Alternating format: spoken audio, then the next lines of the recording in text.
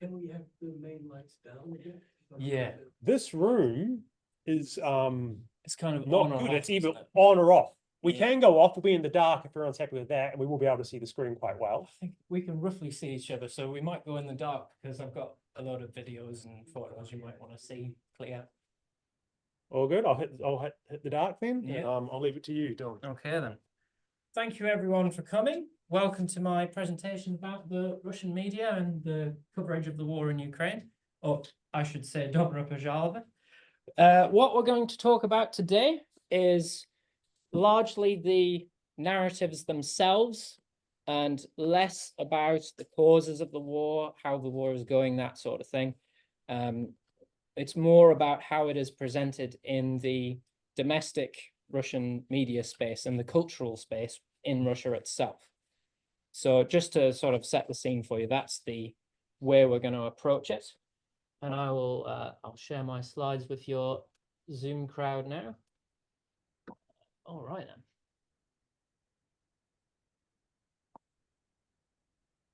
Brilliant. Okay, so just to let you know how things are going to work, in between each narrative and each sort of topic, I'll play an example of around about 5 minutes of video from Russian media that I've collected. This is from all sorts of different sources. I'm taking quite a holistic view of what media is today. And after that time, I'll give you the opportunity to share any observations or questions, or if there's anything you didn't understand that you want to talk through. And we can use those as sort of pit stops, but I will reserve the right as we go along to move things on if we get too embroiled in discussion, because I have a load of content to share with you, and I figured it would be an interesting opportunity given that we don't see an awful lot of the domestic Russian media in our Western coverage.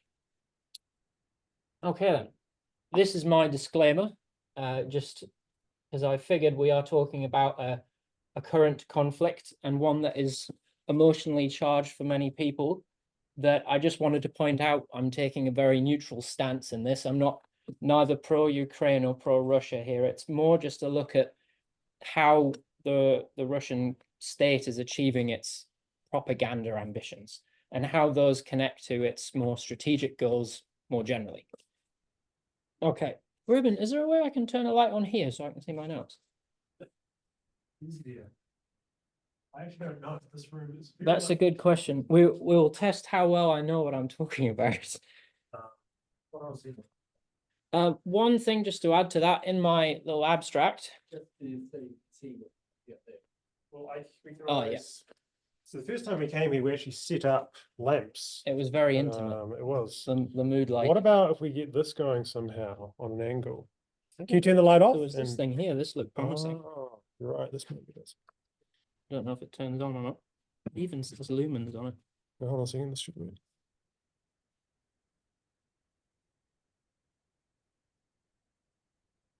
They're not a whiteboard light, but Here is this lamp. There's this little guy here.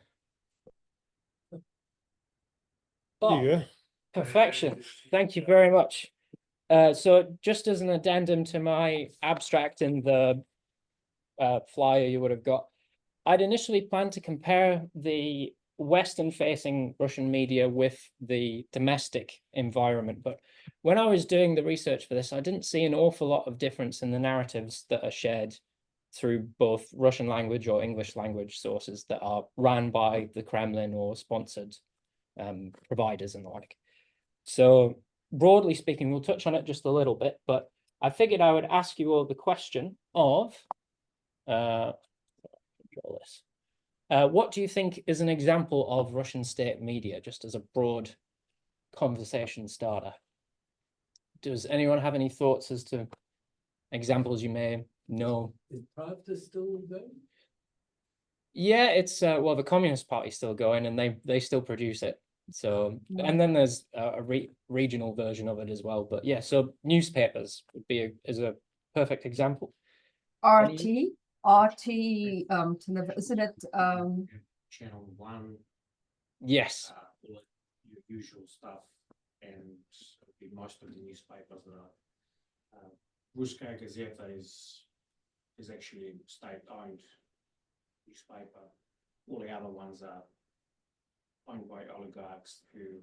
Gazprom. And then there's very few that are not state-owned, but they are self-censored because they And- want to survive. And a lot of them are located outside of Russia Yeah, the as ones well. that are more likely to be against the regime actually outside the country. Yes. I don't have too many broadsheets for you. I will read out some quotes from some Russian newspapers like Izvestia and the like, but yeah, Telegram, that's a good one. It's interesting. The social media side of this is quite dynamic. It's changing, I would say at the moment, and I'll touch on that in a second, but I shall move things along.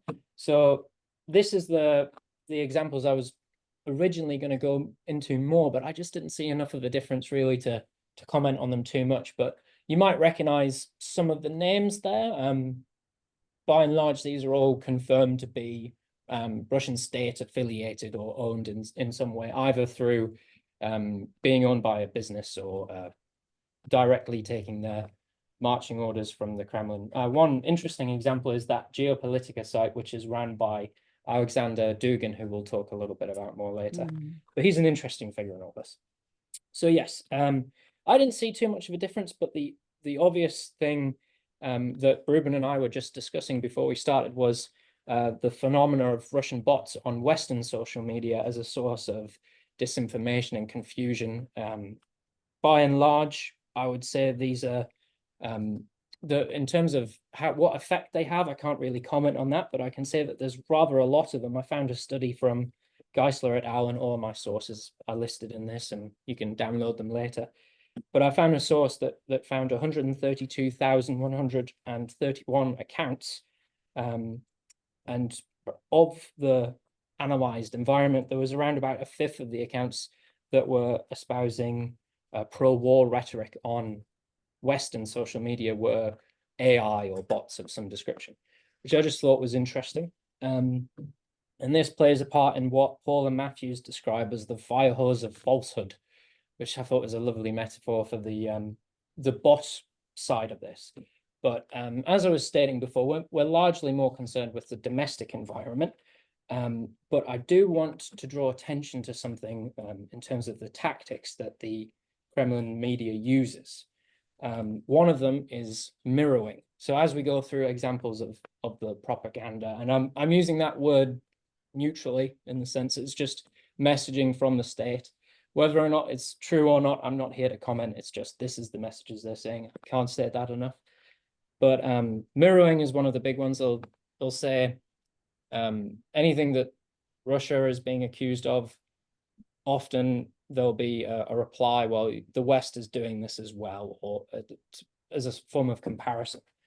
And there's another one that I want you to pay attention for, and I found this one to be running through as an undercurrent to a lot of the examples we're going to look at. And that was this idea that Litvinenko calls the gardening of the publics.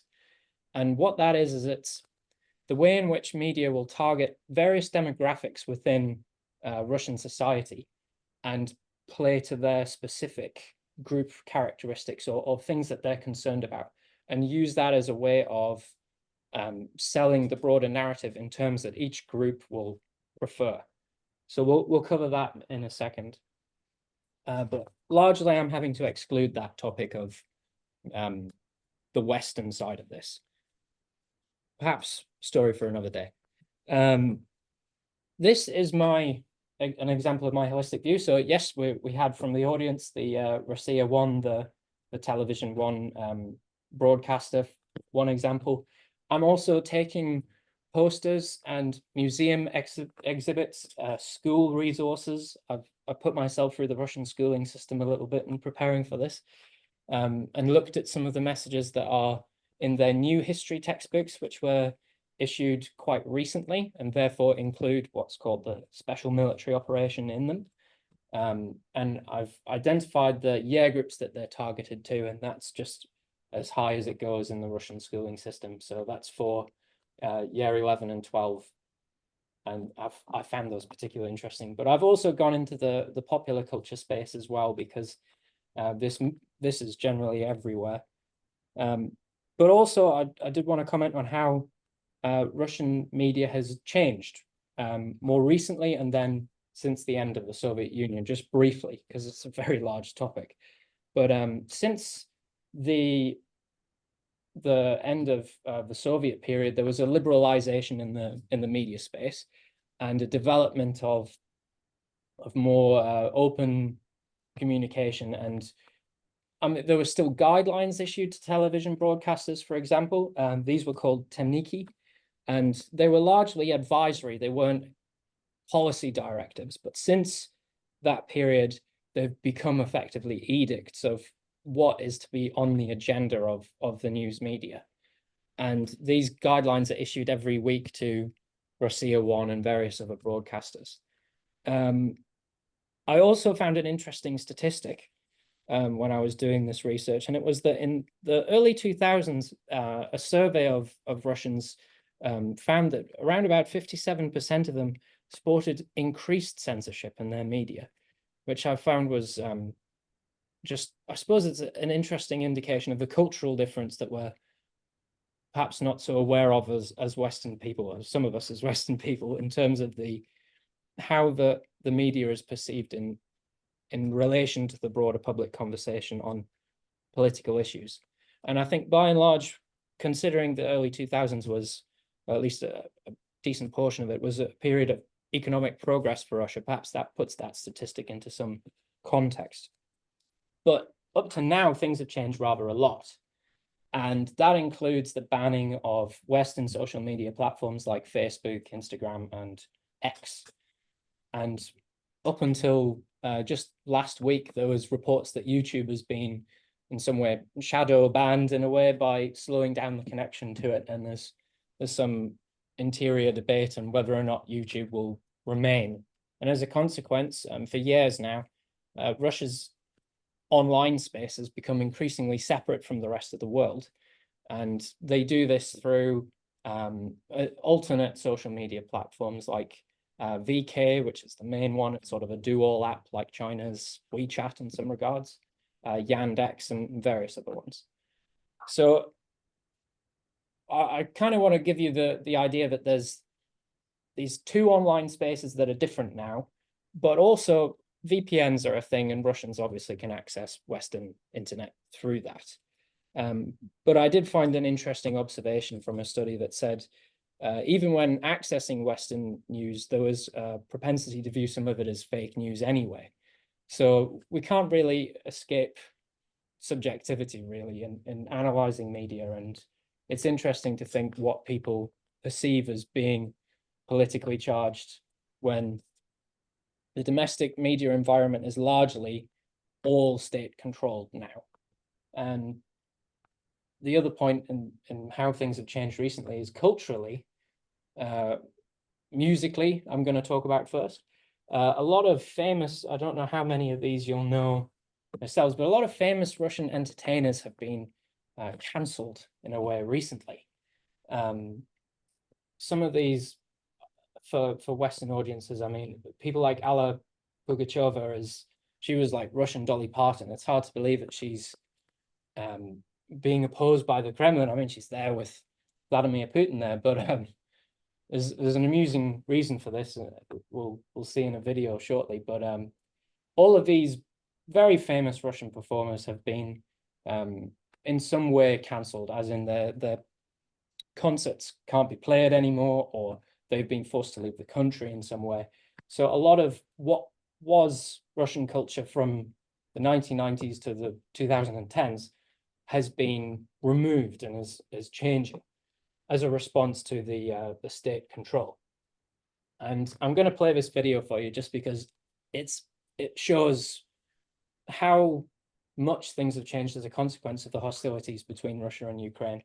This is Maxim Golkin, who's Alla Pugacheva's husband, and he's dancing with someone you might recognize.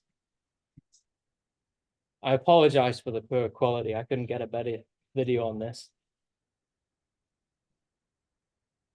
And he's also famous as well, the guy doing the peace signs. He's one of the lead broadcasters in Russia. But if you couldn't see, that was Volodymyr Zelensky alongside Golkin on Russian national television in 2013 for the annual New Year's program. And also we have a letter here from Putin. This reminds me of the letters from the Queen. And he's congratulating the singer of one of the cancelled bands now on his 65th birthday, only a few years ago now. So it has changed a lot. And I suppose it points to how divided things have become in Russian culture and between Russia and Ukraine as well, as a consequence of the war. And one eerie example I found in my research was there's a Russian rapper called Noise MC, and there was a quote from him, and he was saying that he'd spoken to his grandmother about the conflict in Ukraine, and apparently his grandmother didn't believe him, and she preferred to believe what was being said on the television. And Litvinenko found an example of a father in St. Petersburg who didn't believe, while on the phone with his son, that he was being bombed in Kiev by the Russians. So I suppose that's just an example of how things have gotten quite serious and quite sad in ways and through this division. But moving on, we also have, not just musically, we also have books and films and the like that have been banned. Who's left is the question. There's sort of a new phenomenon of Z entertainment, Z being the symbol of the Russian forces in eastern Ukraine, and it's been adopted as a rallying symbol in many examples of the propaganda and the like we're going to look at. So we're left with The Last Man Standing in Lube. Yes. I don't understand what the thing on the right is, but we'll go over that. And it's the reason I primed you on the discussion of the gardening of the publics, is each of these examples, these are just some examples. There's still quite a lot of other state-sponsored entertainment. Each of these appeals to a certain demographic. So you have Lube there who appeals more to the old boomer crowd. He's quite a patriotic singer. You have the new phenomenon who is almost an artificially created pop star in Shaman. And I will defend my classification of who he appeals to by showing you some of the crowds at his protests from when YouTube and Spotify had him cancelled.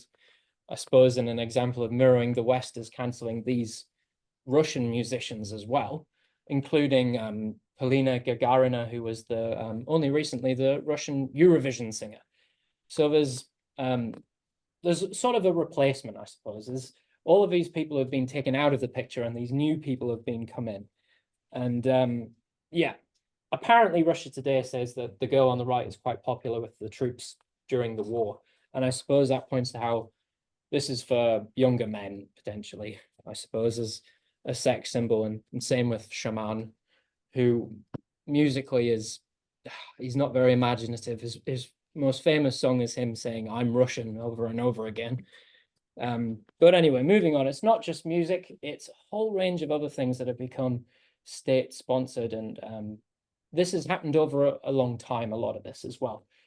More recently, that film on the right is a film about the Ukraine war that has been produced very recently. There was even a video game going to be produced about the Wagner Group, but they're not in favor anymore. And then we have this strange example, and I suppose it's a cultural thing as well, but this is called a Popadanets story, and it's like a transplanting of someone from modern time who has those Russian values that the Kremlin is trying to promote, will be transported back into history, into the body of someone during a historical event. And this is very strange to us, but one of the characters is Hitler. You can see on the covers of those books, and it will be, and that says Comrade Hitler, and it's he's there destroying London. And this is from quite a state-sponsored source. And I thought, one, is fascinating, and two, it shows in that bottom one there, I believe that's even meant to be Shoigu, and he's gone into the past with his modern equipment as well, and he's rounding up the collaborators of Ukraine with during the Second World War. So yes, I just thought it was interesting to see how this is in so many different examples. Anyway, moving on. This is just to give you a broad idea of how, firstly, in Russia, there's division between people who are in support of the war and people who are not. And in terms of the demographics of this was taken from a study by Sokolova on VK groups. And it was found, just as an example, women were more likely to support the war than men, which I thought was interesting in terms of conscription and the like. But also, we'll refer to this later, but she associated some of the talking points more with the pro and anti-war camps, which gives us an idea of what these narratives are. And I'm going to identify them for you later. But just before I move on, this is quite important. Just the amount of people who own a television is very large, and the amount of people who consume it later. So I think that puts into perspective the quote I was referring to earlier about the rapper's grandmother didn't believe him. And it's just to say that if the kind of messaging you're seeing all the time is from one agenda set or one broad state source, then it's no wonder that people are only able to see one side of the story, I suppose. And the other interesting thing about that is something that Litvinenko calls the cultivating a media diet. And if there's only one thing on the menu, there's only one thing going to be on your plate in terms of your media diet and what you consume. And I think that gives something of an example as to why we have this distribution in the graph here. But anyway, moving on. Here's your first dose. And after this, if we have any questions or anyone wants to discuss anything, we can do that. And I'll just set them going. Времен начинается для нашей страны с войны с коллективным Западом. И в истории человечества.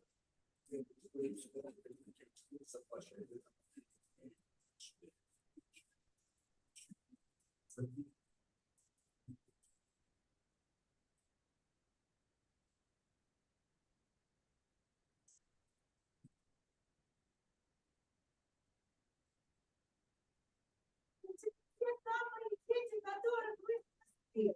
А помните, она всем сейчас хочет сказать важные слова. Анечка, мы рядом.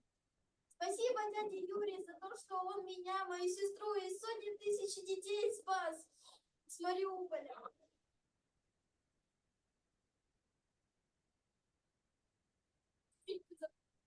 What an odd thing to say. I forgot a little.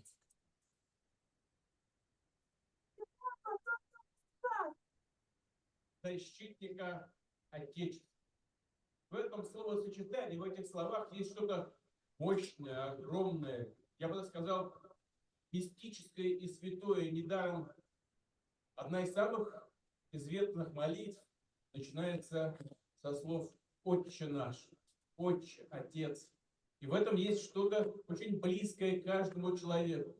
Мы ведь говорим тоже «Родина-мать». Речь идет о семье. Сегодня в рамках специальной военной операции вот мы здесь с вами собрались на, по сути, праздничное мероприятие, но я знаю, вот сейчас только идет бой на наших исторических рубежах за наших людей. This I thought was fascinating. This is from a kid's channel on YouTube. От тебя, Россия, я не откажусь. За Россию с вами поднимаем знамя. Верим мы в победу и в святую Русь.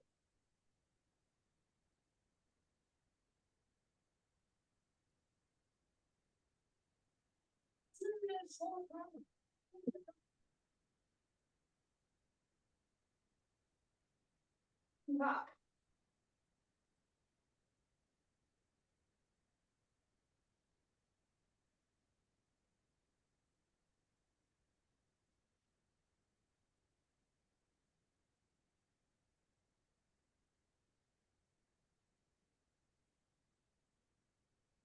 I see Jojo Rabbit made it to Russia.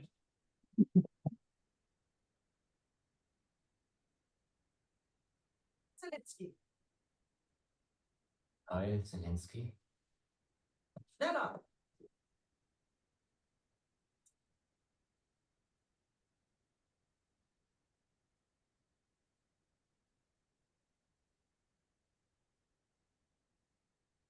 This is Shaman.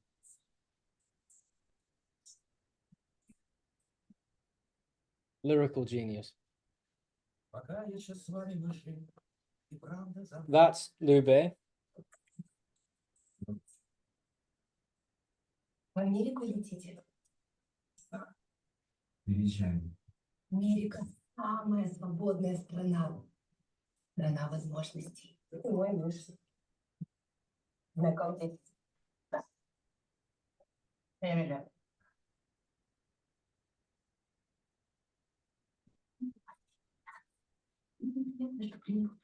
Мясо. Чуть туалет.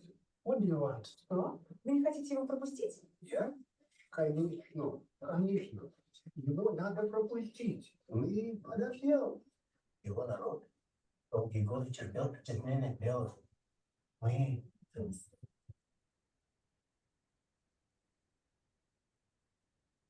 Замечательно. Попадает в поле их зрения. We've got one more to go through. Victory Park, a World War II memorial complex. But this has got nothing at all to do with the Second World War and everything to do with Russia's war now in Ukraine. This is Western military hardware that Russia has captured in Ukraine. Today, the Russian military is putting its war trophies on display and letting the Russian public in to take a look. So, for example, there is this British Army Husky tactical support vehicle. As you can see, its windscreen has been shot up. Just across the way, there are tanks as well. There's a German tank, a Leopard tank, and an American Abrams. As you can see, the place is absolutely packed, and all of this hardware clearly makes an impression on the Russian public. Потрясающе, даже it's incredible. Amazing our guys managed to get these trophies. So why has all of this been put on display? Well, I think the authorities here had two main aims. The first is to reinforce the Kremlin's narrative that in Ukraine, NATO, and the West in general, is waging a war against Russia, even though in reality, it was Russia that launched a full-scale invasion of Ukraine. But there is also a big element of gloating here. The Russians are increasingly confident about the way the war is going in Ukraine, and their main message is written on a sign over there, and it reads, "Our victory is inevitable." Does anyone have any questions or thoughts on this so far? So I'll make a comment on the last video. I watched a couple of YouTubers who were in Russia when this happened, and The exhibition. yeah, and went along to the exhibition. Some of which were very pro-Russian position and had obviously been encouraged to go along. Some who were relatively neutral, and some who were obviously not particularly keen. But it was really interesting to sort of see that there were some that were very pro that position and had been sort of shepherded to the front of the lines and made sure that they were given, you know, full access and given the full tours and things like that. So there's quite obviously an orchestrated effort on behalf of the state media to make sure that these sort of opportunities are kind of put out to the rest of the world as well as to the domestic audience as well. Yeah, I'd certainly say that's the case in terms of broadening the audience. I think some of these clips I showed you had quite a specific audience. Some of the, for example, the one that mocked the sort of the Western values on the aeroplane. I think that wasn't necessarily intended for us to view and be embarrassed by. I think it was more intended for Russians considering leaving Russia in light of events. So I haven't, as I was saying before, I haven't really focused as much on the distinction between those two. I'm more looking for what ideas are we meant to get from all of this. And I think the last one in particular, with all the flags on the vehicles in particular, going back to the speech at the concert, it's the idea of the collective West. You see that there's flags from Australia and the Czech Republic and Finland, Sweden, all of these different nations on the vehicles to give the Russian people the the perspective that all of this is against us, and yet we're winning is the message there. So I guess my question is, with all of these efforts that are ongoing, how effective do you think this is? I can't say.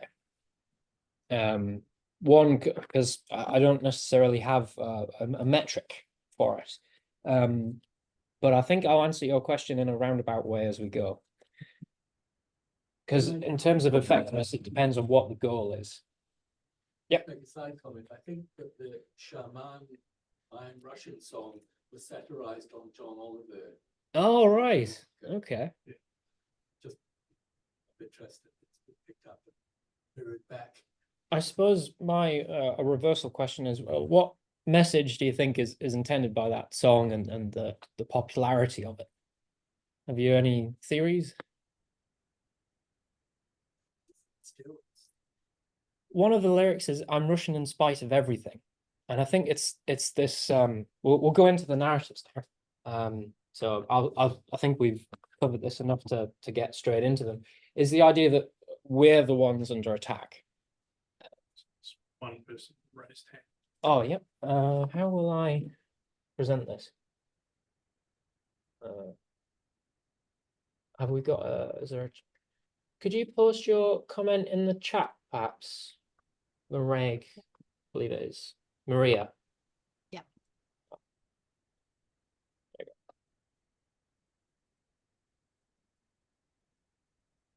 Apologize. Don't know if I can see it. Did hear her speak, maybe she can just say it. Oh yeah, that's a good point. You're free to go ahead and talk if you like, Maria. made the comment. Ah, perfect. Oh, yes, sorry. Yeah, as I started to put in the chat there. Sorry, I'm Maria Galakovsky from Chinese, and the reference to family from Putin, really stressing this idea that whatever, we are all family. Because I hadn't actually sort of come across that before in, what little I know about Russian narratives, but that's very similar to the Chinese, kind of identifying the Chinese, the state machinery as, being very paternalistic and kind of the father, and, we're kind of all in this together as family. And so, yeah, obviously sort of pulling more at the emotional heartstrings of people. So I don't know if that's a common narrative in Russia, but yeah, it was interesting. We'll come across it again, I think. But yeah, thank you for that observation. You're absolutely right. I think he was quite sincere when he said that. It was the idea of the motherland and the fatherland is, I mean, culturally very evocative for the Russian people. And I think it is interesting as well because it connects to one of these narratives that I'm going to segue into, which is the idea that Ukraine is not a real state. That is one of the primary points that will come across in the message. And I think the idea that it's a civil war is quite an important point that they're trying to push. They want people to respond to and to see. And the idea that we're all a family and all rightfully part of one nation, I think is a part of that narrative as well. So just to show that I did consult some other sources to see what people viewed as the narratives in this media space, but we're not necessarily so worried about that. We'll move on and proceed with the narratives I've identified. Yes. Seems to be harking back to the Great Patriotic War as well. Yes. So historical parallels, we can do it again. Ukraine and the Western equivalent to Nazi Germany and so on. So. Yeah, we'll hit on that in the second one. The bit about denazification is one of the terms that Putin uses.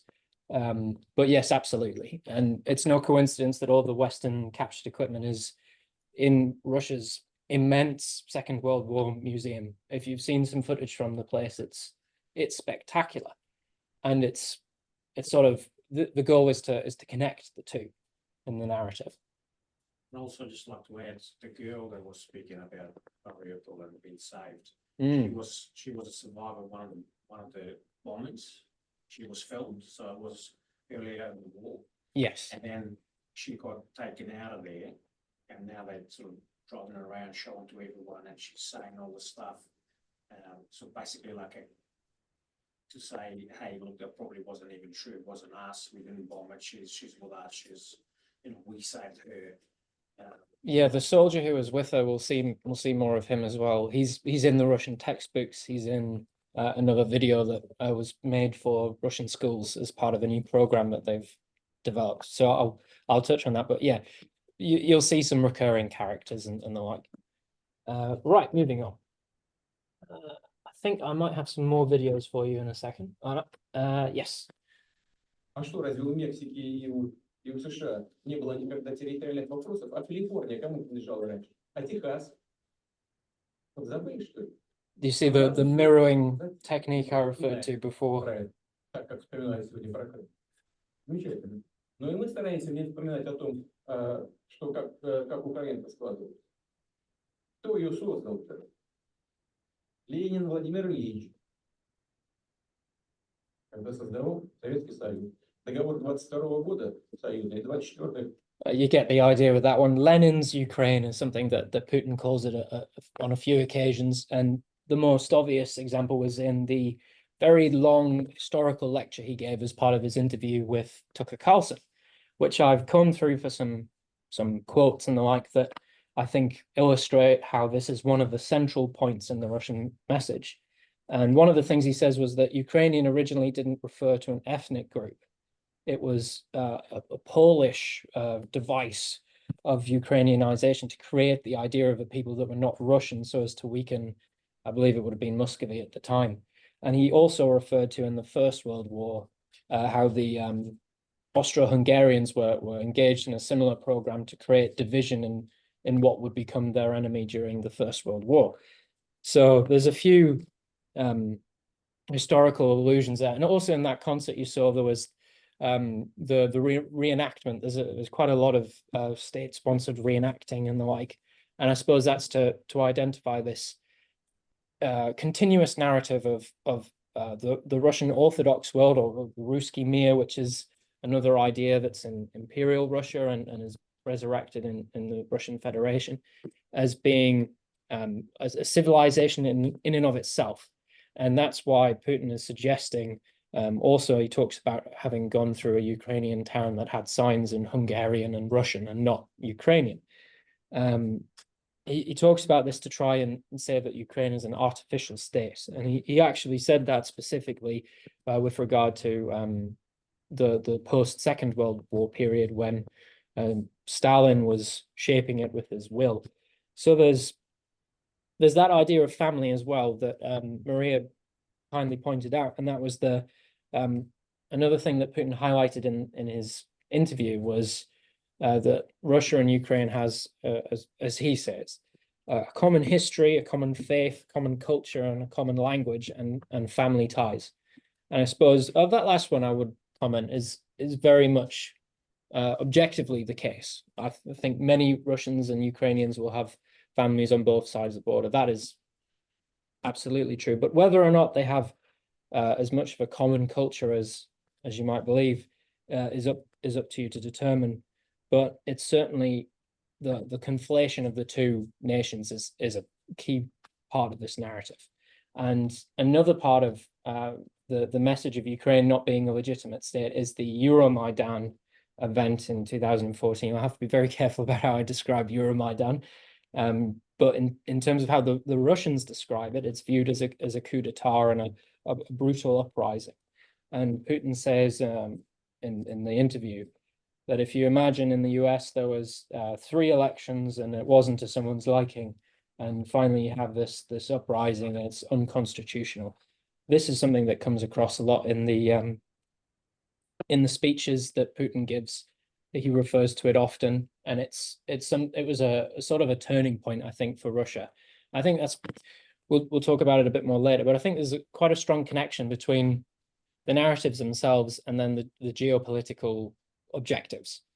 And during the period of Euromaidan, there was a change in how Russian domestic media covered Ukraine. It used to be fairly neutral. This is just the affairs of another state. But then as things progressed and as the influence war developed, we start hearing, this is from Kommersant, which is a Russian newspaper. There was an advisory guidebook given to schools in Russia, and they were saying that if asked, is this a war with Ukraine, teachers should respond, it is not a war, but a special peacekeeping operation. And it's to end the bullying and genocide by the Kiev regime for 8 years.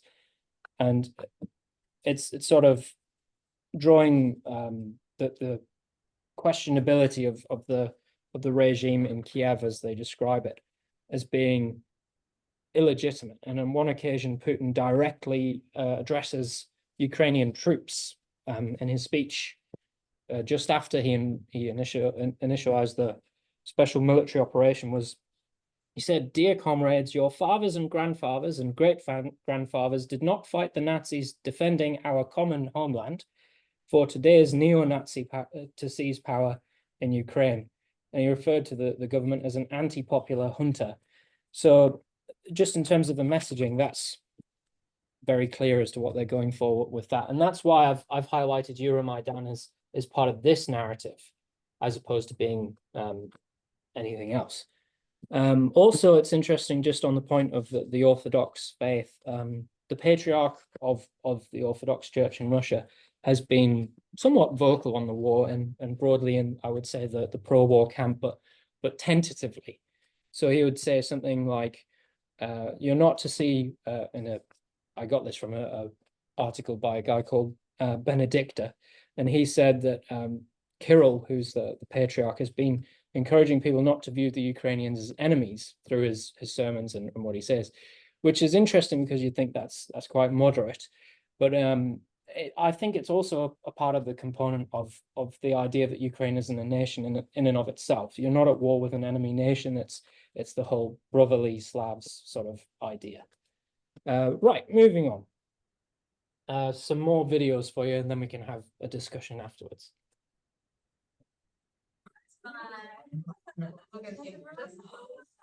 Yeah.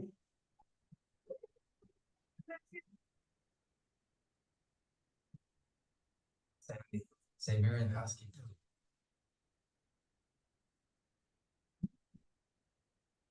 Siberian Husky. Yes. And you're here with them.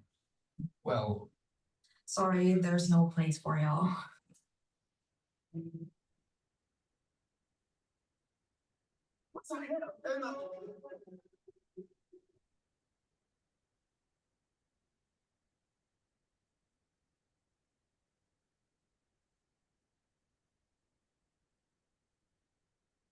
Military were hosting some kind of event where you could go and see destroyed Western vehicles at a massive Russian warship for the Russian population.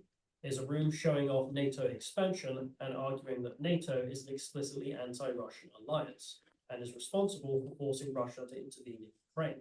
This is that second narrative at play here, the we are under attack perspective. And this is from a museum in Moscow.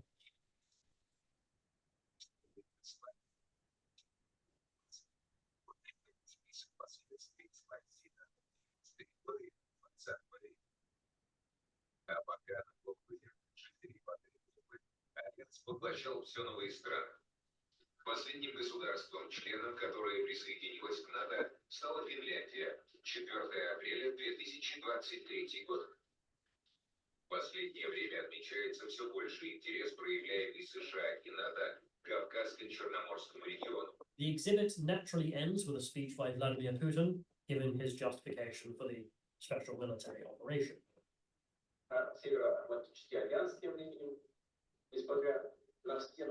I've quoted from the speech a fair bit as we go, so it was quite a seminal point in the story.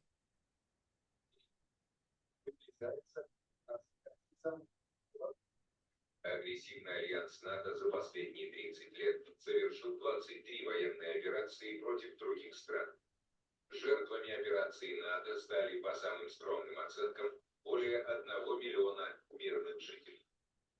В следственной близости от границ России развернуты десятки баз НАТО. НАТО было готово поглотить Украину, чтобы создать новый плацдарм против нашей страны. И Планы разрушены. Благодаря своевременной специальной военной операции по денацификации и демилитаризации. The room is also littered with destroyed Western equipment, and there is a map of claimed biological weapons labs in Ukraine. The second is a place dedicated to the heroes of the special military operation, and comparing them as much as possible to their ancestors. Which is the point you picked up on, Mark. As you exit, there is a new exhibit. Just like in Moscow, it This one is from a neo-Nazi museum in Volgograd. Ukraine with Western equipment exhibited, divided into two, with one side showing the German occupation of Ukraine and all the Nazis' horrors therein, lots of dead kids.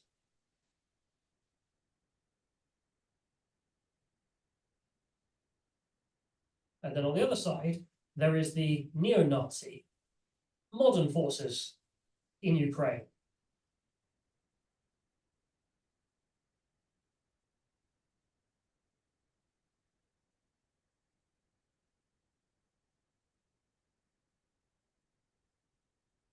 And I've also cut this bit in because I thought it was an interesting way to show you street signs and posters and things where we obviously can't see, being that we're in the West, and it's just to show you how it's spilled out into the actual metropolises themselves. And this is a statue in I believe it's Lugansk, in commemoration of the recent conflict there.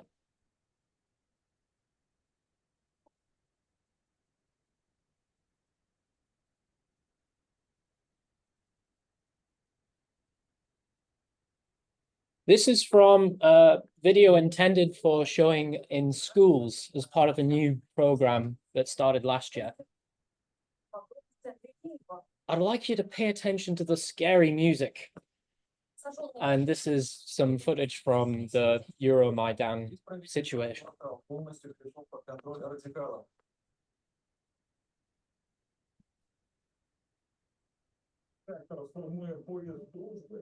И мы поїдемо в Крим. Крим должен быть или украинским, или государственным. Если мы не сможем отвоевать эту территорию, то надо сделать ее непригодной к жизни.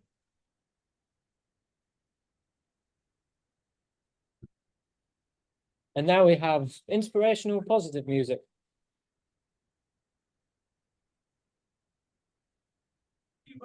Крымчанам и севастопольцам за их последовательную, решительную позицию, за их ясную, выраженную волю быть вместе с Россией.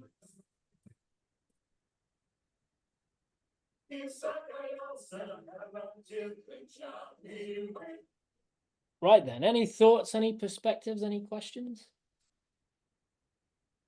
There's a lot to that, I know. There's a lot of complicated ideas. Positive for the Russian side, negative Nazi for Ukraine. Just like to go back to that NATO museum. On the doorway, as you walk into that exhibition, there was a NATO. Just back a little. Yeah, I think you just went past that. Ah, yep. Basically referring to Nazism, like a NATO right there. NATO-ism. Yeah, Is a I hadn't fascism. noticed that. Yeah. So they kind of basically, as soon as even before you get there, they already imply that that's what it is. Fascinating. Well observed. Thank you. Any questions? Yeah. Yeah, can I hark back to something you said before, as Putin saying Ukraine is a Lenin's creation? Yes. Is that Yes. a critical comment about Lenin? I would say so. Yeah. He's So he's always created been quite like Soviets, Ukraine as in. the Ukrainian SSR. Yeah, so Yeah. there was a period of time that he created that particular element of it, but not the whole thing is. Yeah. So He's they're using kind of it twisting to. the facts and. So this is an aspect of the decommunization of Russia? I think he's using it more as a way of criticizing the idea of a Ukrainian nation. He's saying it was artificially created by Lenin. It doesn't represent a unique culture or people. It represents a sort of a bureaucratic decision on a piece of paper. And there's a whole lot of these resources I haven't shown you because I had to cut a lot out. And it was they show you the bit of paper where Lenin's creating Ukraine and his principles. So So essentially, he's putting out Cassius Belli for why they have Yes. gone to their special military operation to their public. But do you think that that he is trying to create Cassius Belli for when they if they go into war against NATO? Difficult To a question. degree, they're really a bit more like they're selling that to their public, you know, but often they say NATO troops in the air. That's true, but then you also have Military the display is part of it, the flags, and they part of it. It's kind of getting people ready. yes, and I think also the educational side of things. I've looked at a lot of things that are very much encouraging patriotism and service in the military in particular, but I would be careful about this one because the practical reality of a Russia-NATO war is, I would say, quite remote from the media spin. Because I mean, as you can see here, this is to give you the sense of encroachment and you're being surrounded and whether or not there's any merit to any of this, I'm not to comment, but I think in terms of whether or not he's presenting a war with NATO as likely, I'd say it's less of a feature because the main message is that there's Russian people here that are being threatened and we're going to save them is the message. I haven't shown you it a lot, but it comes up in a lot of different propaganda images and posters, but there's the saying "Своих не бросаем," which is we don't leave our own behind. And that's the main slogan for the war, I would say, is from the Russian side is how they're justifying it. And it's referring quite often they talk about only Donbass and Crimea specifically, or they isolate them from the broader context. Whether or not that was to prepare people for the possibility that it might not be possible to capture all of Western Ukraine as well. But I think broadly speaking, Putin mainly talks about the eastern regions of Ukraine. So war with NATO, I would be hesitant. We always look for a lot of certainty here. Putin doesn't even know what tomorrow's going to bring truly. You know, he's got to prime the population. Yes, there's threats from all sides. Here's your propaganda to give you the single viewpoint. But if for some reason it escalates to war with NATO, he wants there to already be the collective fair understanding that NATO is all around us at the borders. And if it escalates to war with NATO, he'll blame NATO. He won't say we did it. He'll say NATO did this thing in Ukraine or somewhere else, and we have had to respond. You know, so this is all priming. This is all positioning. Yes. He doesn't know what tomorrow brings, so he's got to create this preemptive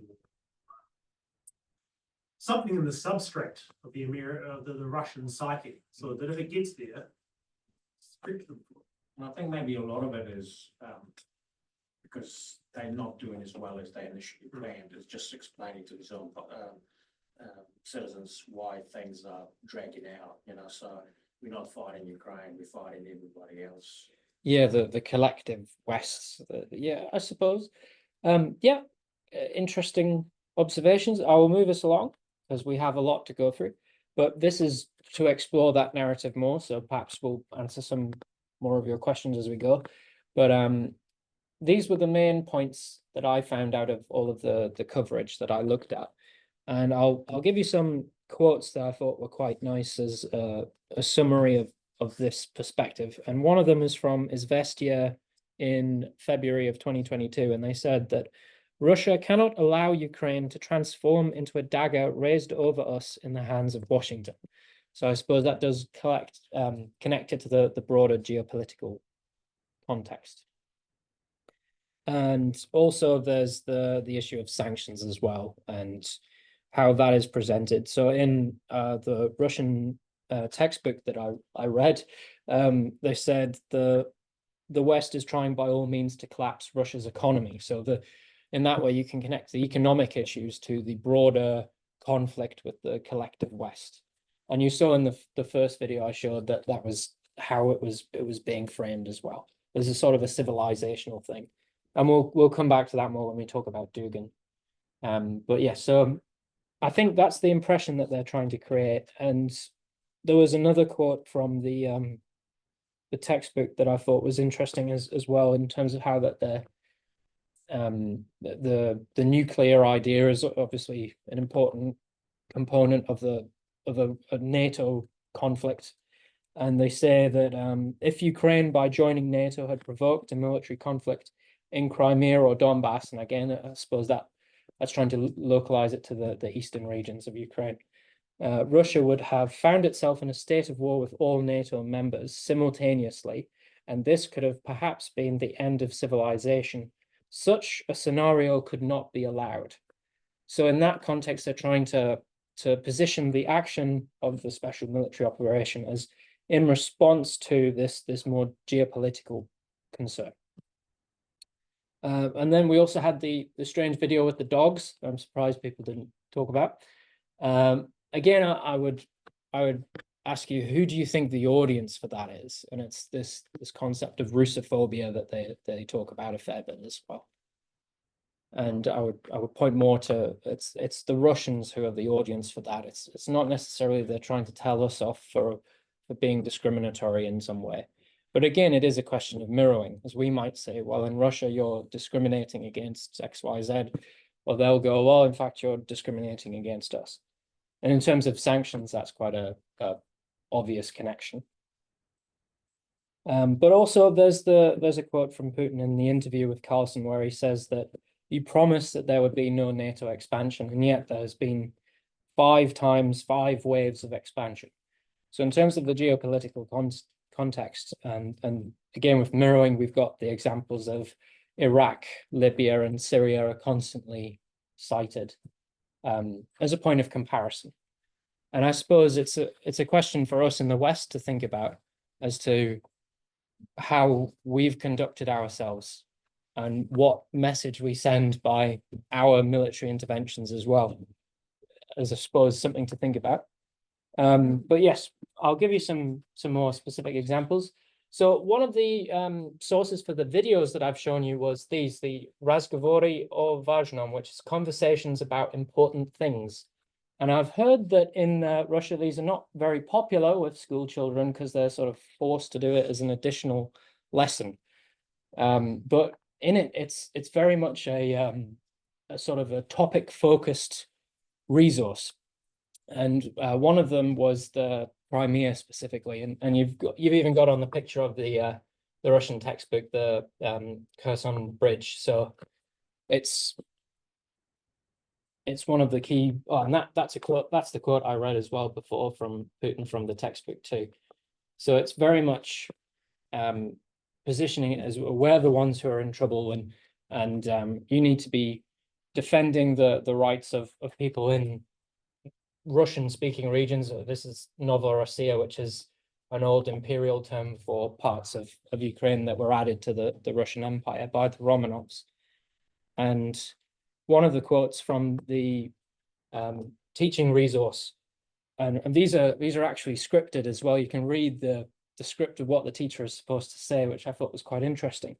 And the teacher is supposed to say, correct, hypothetical student, you remember that the people of Novorossiya, including the Crimeans, defended their right to speak and learn in Russian when a ban on its use in Russian-speaking regions of Ukraine was actively discussed. And that also alludes as well to the clash of civilizations that they're suggesting is occurring. Orthodox values is another big one, especially in relation to Dugin, who is satirized as sort of a new Rasputin in some ways. Some of his quotes are quite religiously driven. For example, he says that this is one I didn't bring up, but it's going to sound weird when I read it out, but it'll make sense in a second. But he says, Russia has its own special Russian truth, that war with Ukraine is inevitable, and that this war was about the truthfulness of the truth held by Russia against the relativity of the truth proclaimed by the West. So I know it sounds like a tautology, but this idea of truth and truth as strength and truth is on our side is a bit of a feature. I couldn't find many compelling examples of it, but it does come up a few times. And you can see that he's specifically referring to there, I think, moral relativism, which is what he perceives as the situation in the West with where the Antichrist is one of the things he says. And I suppose it sounds like strong evangelical terms, but if you connect it to the idea of protecting Russian values against the Western moral relative or secular position, it makes a little bit more sense as to what he's saying and why it's quite a popular thing. And he specifically mentions ideas of LGBT and Western liberal culture as being contrary to the traditional Orthodox views that are the unifying Russian truth. Anyway, moving on. Denazification is one of the other ones, and you recognize the soldier from before is going to speak about that in Mariupol.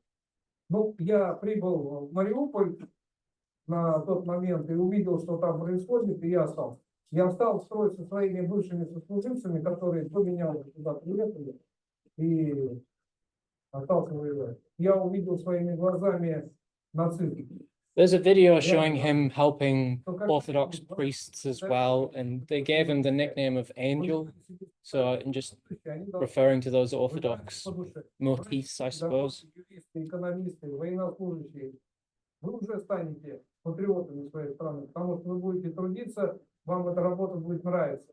Если вам будет нравиться эта работа, вы ее будете выполнять качественно. And I think that connects to what you were saying, Brian, about the preparing them Своей страны патриоты. for a great conflict potentially. Защитить свою родину, свою страну. So the title is not clickbait for the seminar. This is going to reveal the bit about the iPhone.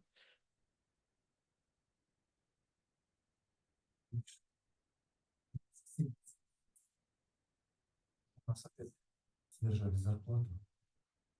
И у тебя вся надежда. Собирай. Ну, так тоже никогда не накопишь. Да, знаю. Он ветеран боевых действий. Чуть старше нас был, когда попал в самое пекло. Получил контузию, а затем награду. Он был одним из лучших наводчиков. Их танк как-то подбили, а он с товарищами не оставил машину. Они прикрывали выезд раненых, рисковали собой. Папа много раз рассказывал. Он пашет на заводе, а там постоянные задержки. А он все никак не может ходить, да разобраться с этим начальством. These videos were posted on a lot of Russian Telegram and social media channels. They have their own television adverts as well, but I haven't included that.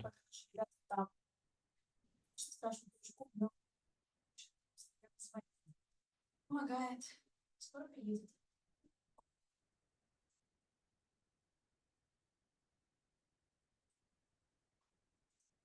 Специальная военная операция вернулись военнослужащие войсковой части номер 3280. С самого утра в УХК горожане с патриотической символикой в руках на самом въезде в город первыми встречали воинов.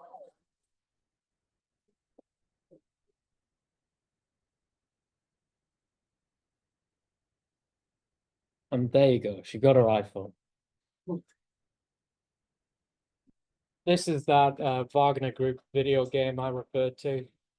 And I saved this particularly because you can see in a second the Orthodox connection there.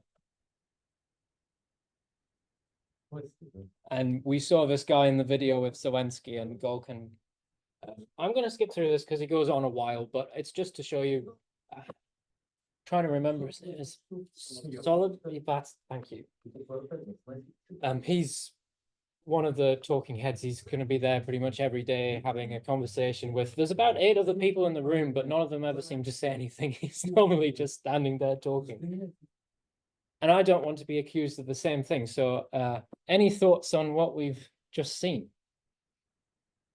Who made that video with the girl on her iPhone? Was it Russian media or Ukrainians? It was shared by Who made it? I'm not entirely certain, to be honest with you. I believe it's I looked everywhere to try and find the original source. Quite a common Russian video. There was others like my grandfather was selling his car, his Lada, and the grandson. Son Yeah, I up saw and, that you know, things like that, so that'd be. There was a series of them, and they had a lot of the same actors as well. So it So, sounds like it's probably made by anti-Putin figures in Russia, or It- even Ukrainians or Western. it almost feels like that, but Well, yeah, well, that's the only objective of it. You think the Russian state media would permit content that demonizes it? No. no, but they're also from that same series. One of the actors was in that video on the aeroplane, where he's jumping out and returning to Russia after seeing how horrible the decadent West is, and that. So he was. I think it is a Russian source that produced it. It does, and you're quite right. It does portray Russia in some regards in a negative light, in that we're not getting paid for our work, so you have to go and join the army is one of the messages. One of the other examples is a guy from a video in the same series. Is a guy is able to afford a fancy new apartment and a car because he joined the war. And I think it is actually meant to be a mobilizing message. There's another example where someone's threatened by loan sharks and decides to join the army, and he cites a law, well, I'm going to serve, so my rent's forgiven or something like that. I do believe it is a pro-Russian source, and it was from Russian social media where it was shared by pro-war figures. But I couldn't find what studio. They say they agree with this message. Like, I am pro-Russian media. I agree with this message. Some people did. Some people shared it and said, "Look at this desperation." Yeah. So it depends how you view it. I suppose it also connects to one of the questions we were talking about before of the gardening the publics, and what demographic is this meant to appeal to? And I think for people in economic hardship, potentially they're the target, and it's more about encouraging volunteering. In the world of propaganda, you seldom get people coming out as black and white as that. It's it's not a game of I'm going to lay all my cards on the table. It's about trying to influence and sway people's opinion. And it's not always a fair game. No, of course not. So, you can't expect there to be. No, I didn't. I just wanted to see the source. I just wanted to find out the source. That's not always clear with propaganda. There will be a single origin for it, though. You're quite right. I just couldn't find it, and I did look for days, and I believe it'll be some studio, because there's obviously some level of production behind it. And again, similar actors appearing in different roles in the series. It was originally posted on a it was called Ya Mobilitsa, something like that. It was a Telegram channel.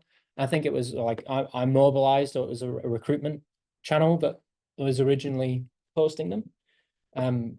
But again, I don't know who was really behind it. I would suspect there's some of these other examples I've shown that it is a state-driven project in some way, because I don't think any other form of media could be created given the censorship and the like that we've seen, as I suppose is to be expected from a country at war. Yes, okay, moving on to connect this to the broader strategic environment. I suppose the point to be made is that we wouldn't be spending all of this money on large exhibitions, on concerts, on leaflets, on all of this if there wasn't some goal behind it. And I think based on policy documents and the like that I've looked at, this is I suppose a broad level look at some of the objectives that Russia has. And I think you can connect that a lot to what we've seen in the videos. Some in interesting ways. So I did find a source, Piotr Kapp, who talked about how there was a push to regionalize the conflict in Russian media. And I thought that was quite interesting, because he identified the goal as being to discourage foreign aid and involvement for Ukraine. And yeah, I just thought it was an interesting way that connected to this broader goal of, obviously they want to discourage Western involvement in the conflict. And one of the ways that they do that is by conflating the two people and trying to provoke discussion in the West, and that we shouldn't be involved in this conflict. It's regionalized, it's not our war, it's not our civilization. And I suppose that also talks about how we have the idea of these different demographics that are targeted for certain messages. So the German advert in particular, I think, was made with that in mind, as we should be staying out of this, it's not our problem. Is your house in NATO?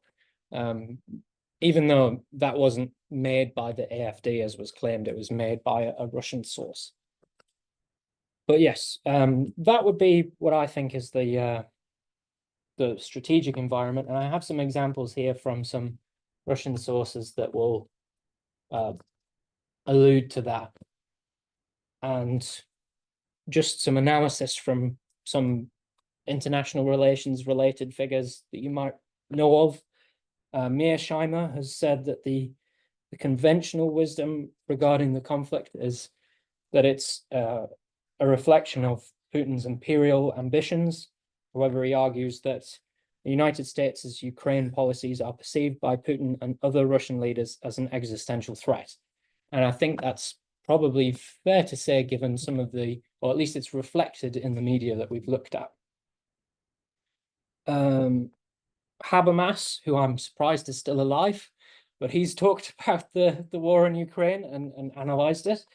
And his suggestion, or one of his quotes, relates to Dugin as well, who we touched on briefly. There's a whole world we could go into talking about him.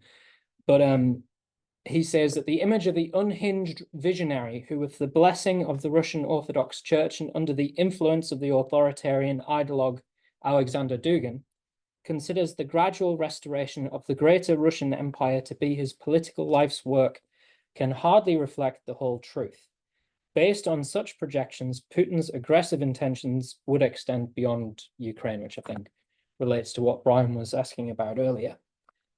And he says that by and large, we should view the war as the West's, as frustration at the West's refusal to negotiate Putin's geopolitical agenda, which includes those ideas there, at least. I'm arguing it does. We can have a greater discussion about it before. I said to you before, Brian, that I wasn't going to give you a direct answer to how effective the media is. I'm still not, but I'm going to give you some perspectives on it. We have the old 1920s orthodox, if you will, theory that media is a shot in the arm from a hypodermic needle, and propaganda is imbibed and received and reflected. Then we have another study that is also quite old, from the 60s, I believe, that says media has the potential to only influence a small number of people who might have been more open to other ideas, and largely you'll be driven by the group that you're a part of and your identity and how you perceive yourself. And I suppose that connects also to the gardening of the public's idea that Litvinenko described. She posits that it's not a hypodermic needle, but more a form of pain relief, which I thought was quite a novel concept. And she argues that the propaganda is a way of dulling the senses and explaining a complicated and painful reality in a way that is safe and familiar. And that's why we see so many references to the Great Patriotic War. In terms of whether or not it's effective, I suppose it also alludes to another point that I was thinking about, was the idea of the media diets. And if there's only one thing on the menu, there's only one thing you can pick from the buffet of sources, then potentially you're only receiving one perspective and one source of information. So perhaps from that perspective, we can see maybe it is effective, but we don't necessarily know. There's no way of quantifying it. I don't think there'd be any way of polling the Russian population and saying, you know, with any degree of accuracy or integrity, you know, do you support the war, yes or no, as a result of everything they consume, especially considering all the pressures that would be exerted on such a population. But one thing I did note as perhaps the most effective thing that comes out of this is that the goal isn't necessarily to convince you of all of these ideas. It's not to get you to be a reflection of the orthodox values per se. It's not necessarily to get you to want to fight. It's at least to give you the perspective that, oh, this was just more complicated than I thought it was. And there's a meme in Russia that's the phrase, everything is not so clear cut. And I think perhaps this is what is intended for by the media that we see, is that people wouldn't have a strong sort of resistance to this, to what's happening. The decision will be made by the state, and then the message will come out, and what they might have originally perceived will be dulled down by all of the inundation of sources that they see. The MH17 disaster was a good example of this, and how media was flooded with contrary explanations. It was a Ukrainian Su-25 that shot it down. It was actually, no, it was the separatists, or the separatists did it accidentally, or it was a missile system from Ukraine. There was so much noise, and I think the goal is to effectively pacify you with, oh, okay, there's so many possible explanations, who knows what the truth is? And then you're not so much of an active participant. I don't know if you had any thoughts on that. That was just kind of where I ended up at the end of this. And then the other thought that I had was, what about Russia's leaders? What are their perspectives influenced by? Because they live in this space. This is their home. They're producing these messages themselves, but I suppose in a way they're also consumers of them. So is Russian policy driven in any way by the narratives that they tell the population? I don't have an answer for you, but I suppose that was one of my ruminations on this.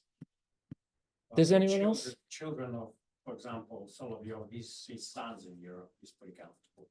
You know, they generally, all their immediate family is not even in Russia.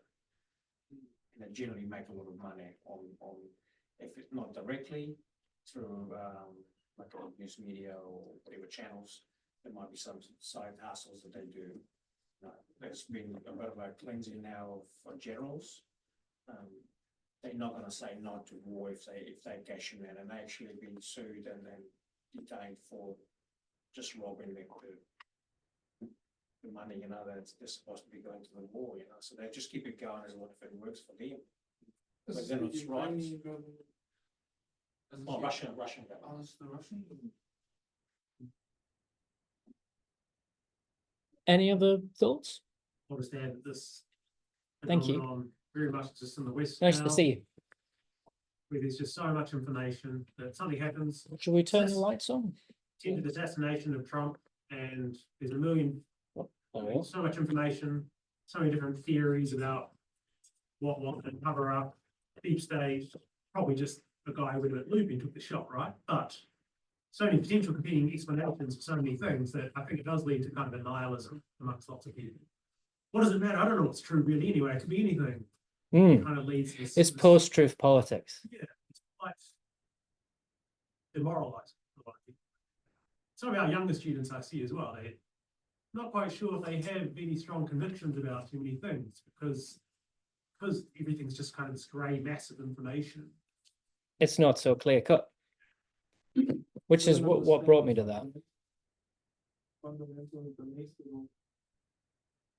There's also people that probably not even related or have no intention to mislead or spin it any other way. They just want to get somehow involved. For example, as a response to Alson and Putin's meeting interview, Ben Shapiro did his little 10-minute video on YouTube, trying to kind of put it in perspective, like the facts as they are, but most of them weren't factually correct, you know.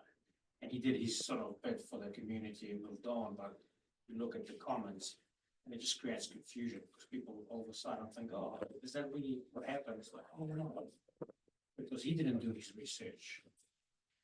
There's also a lot of bots and comments as well that will be doing the opposite thing on anything that's more westernized. One of my researchers found, and I'll give you all my sources in this, was saying that effectively, even if you break out of the bubble of the Russian internet space and you enter the Western one is just inundated in some ways by either paid actors or bots. To what extent that's true, I don't know. Again, to what extent any of this is accurate, I'm not here to say. The quotes from Putin's speech in particular, or from his interview with Tucker, I'm not here to assess the validity of them. I'm just here to show you what they're saying and how it fits into a broader narrative. So yeah. Oh, no, sure. And one question and one observation. Given the war is going to be ultimately inconclusive, there's going to have to be some form of peace agreement. As the Russian state media starts preparing the ground for we declare victory and we stop, that's the question. The other observation is the harking back to the Great Patriotic War, the harking back to the days of the Soviet Union. My understanding is there's a degree of nostalgia amongst the younger population in Russia for those earlier days. Does that make that kind of propaganda more successful? Because you're linking it back to something they're already nostalgic about.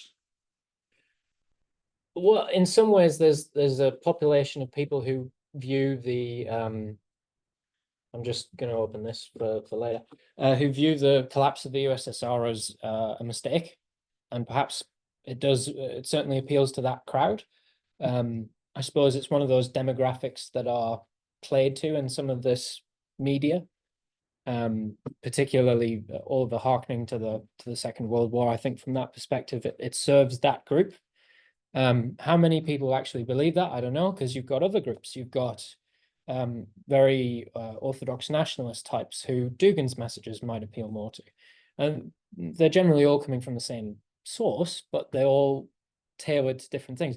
I didn't go too much into it, but Shaman is an example of a group that he caters to through his message is patriotic and it's pro-war, but what he is an entertainer. So I suppose it's what's likely to be received well by what group. To your question about whether or not they're laying the ground for the negotiation, I think looking at what we've got or what I've seen already, we have the statements from Putin that focus specifically on the Donbass and Crimea and those regions, and less about the Western regions defeating NATO. It's more about, can we save our people? And if in some way that they can solve this issue through negotiation, I think Russia will be very eager to claim a victory on that basis of providing the resolution to that Spike Nebrosayim slogan. I think if anyone takes just one thing away from the war as a Russian citizen, it's the idea that we're fighting for our own people.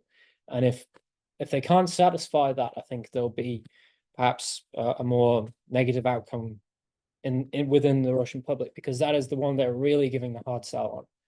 So yeah, if they can sell that one, if they can come up with some kind of resolution to that in negotiation, if it's territorial secession, which from the Ukrainian side, they've flat out opposed that possibility at all.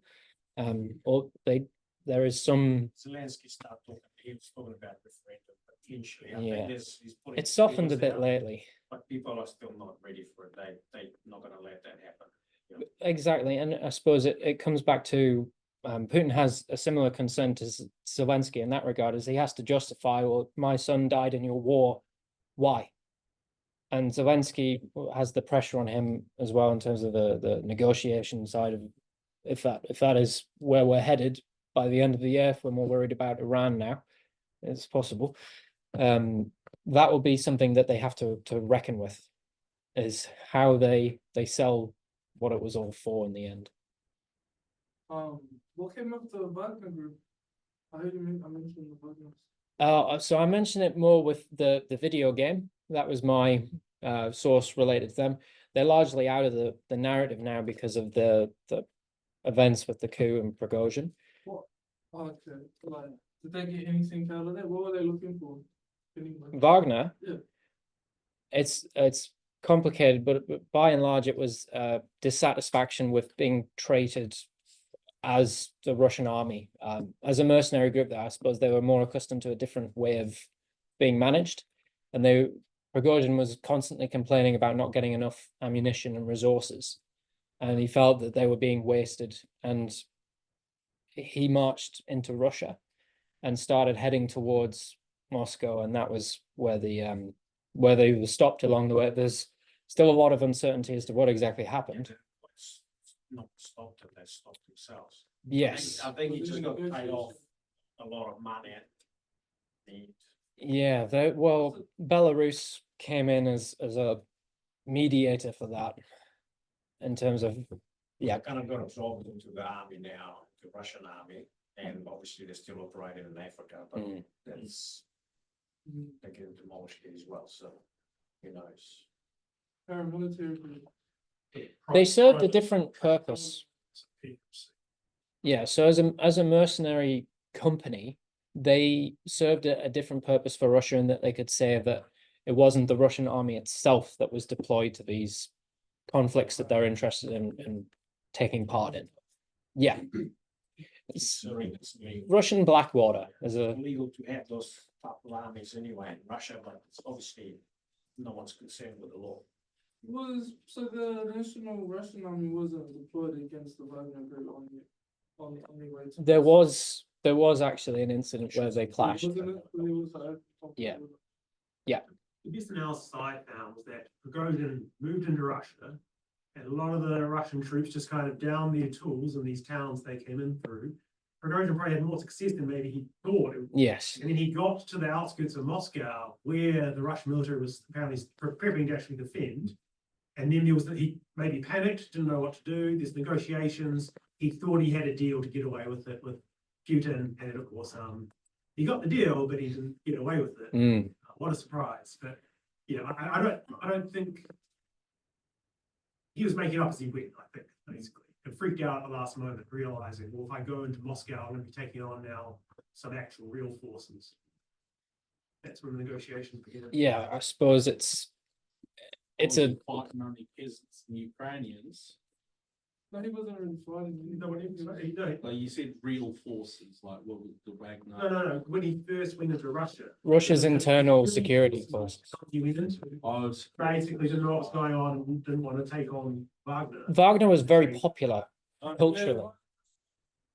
Yeah. Plus, most of the army was already on that side, so there wasn't a lot to stop. For a lot of Korea Russian soldiers, it was desirable to at some point transfer over to Wagner, which was generally better paid and that kind of thing. So risk high reward. Yeah. Thank you for the talk. Just out of curiosity, so one comment and one question really. So I've heard some Chinese in the past sort of mention that why would you watch state media? Anything from state media is just propaganda, so therefore it can be dismissed out of hand. And so I can't help but wonder how many Russians also feel the same way. But my question would be, now that you've sort of done a little bit of a deep dive into sort of the way that Russian state propaganda is done, do you think you would be able to identify some similarities should that pop up in Western media? I'll be careful how I answer this one. I came across a study that found a lot of the talking points. So it would be, look for the talking points would be the ones that the advice I would give. If you can see the same kind of rhetoric that is being pushed by some of the Russian sources appearing elsewhere, that would be an example. The other one was what Piotr Kapp found was, if we're increasingly region locking the conflict, that is serving the Russian strategic goal of preventing Western intervention. But one of the sources I found identified Geopolitica, Dugin's site, as the source of most of the talking points.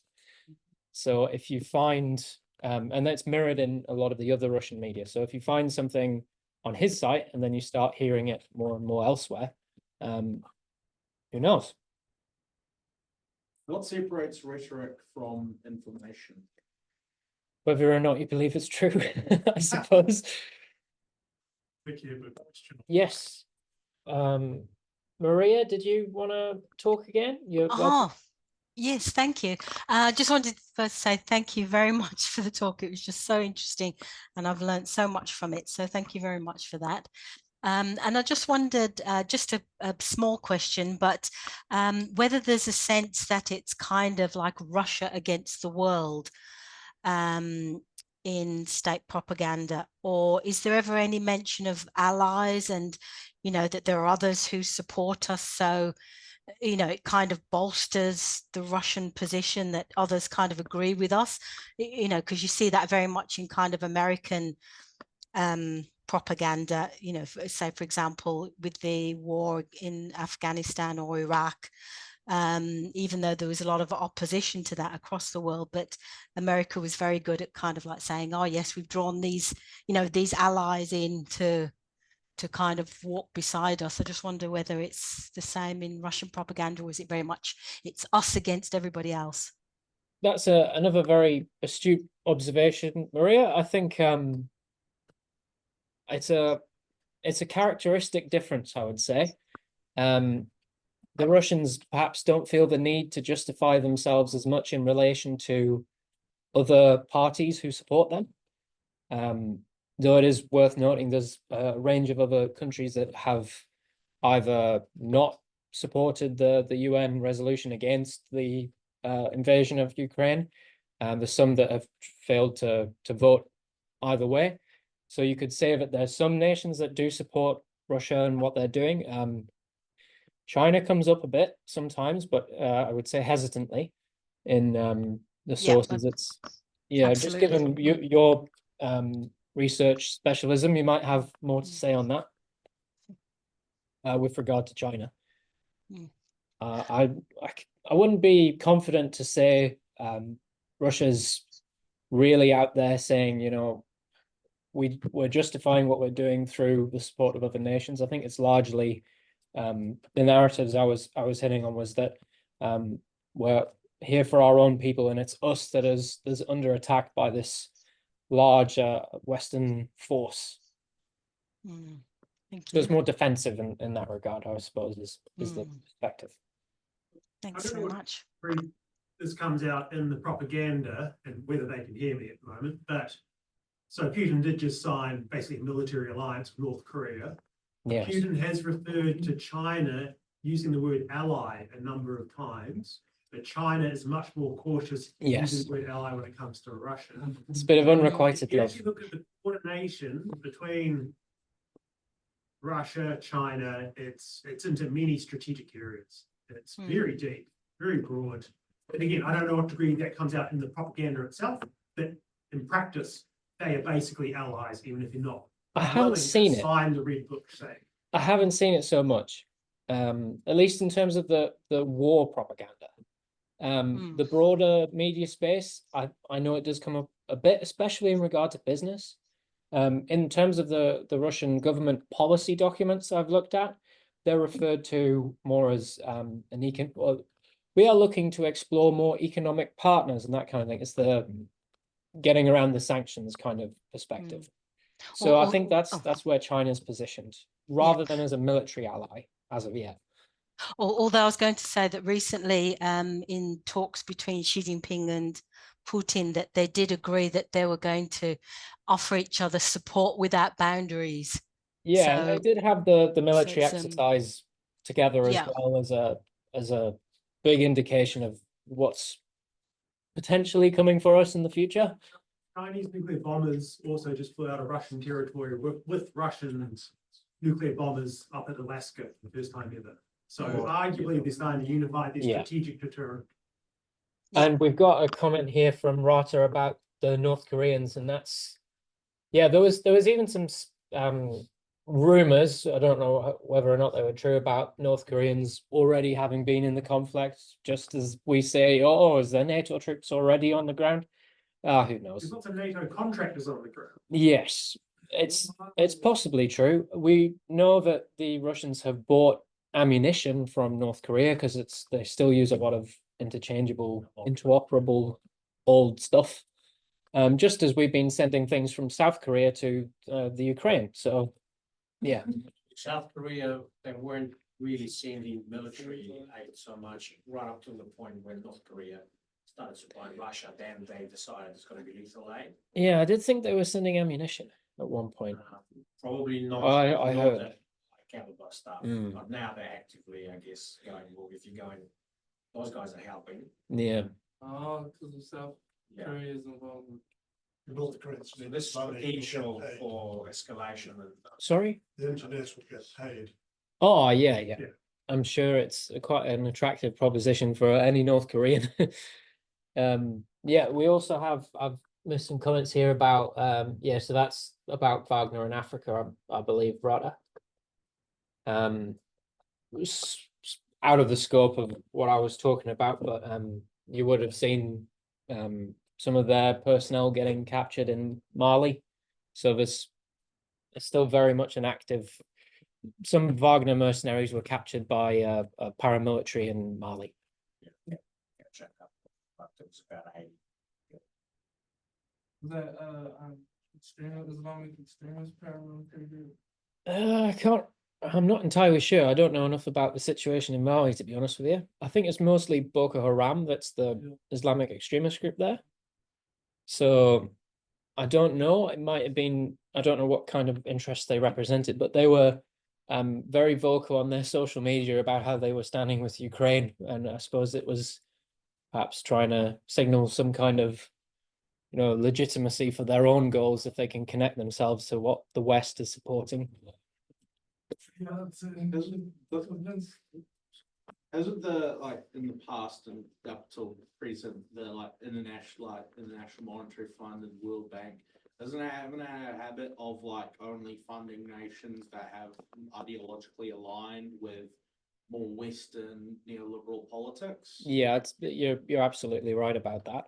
And you see, that's why China and some of the BRICS countries will be creating parallel institutions. Mark will remember well that there's the Mekong River, all the different authorities that claim to represent what's going on there. Each of them represent a different country, and they're all trying to say that also try to pay back debts it owed to America, and America would refuse to accept the debts because the banks were frozen. I know one of the things that comes a lot in the it was in the textbook, the Russian. I might be able to show it to you actually. Was the idea of the Russian assets being frozen? How do I? Yeah, we'll do that. Find it. I think some of that money's pretty been forwarded to Ukraine. The first batch. It was interesting because the Russians were the Russian complaint was even Napoleon didn't do this to the British during the Napoleonic Wars, and this was something that was beyond the pale.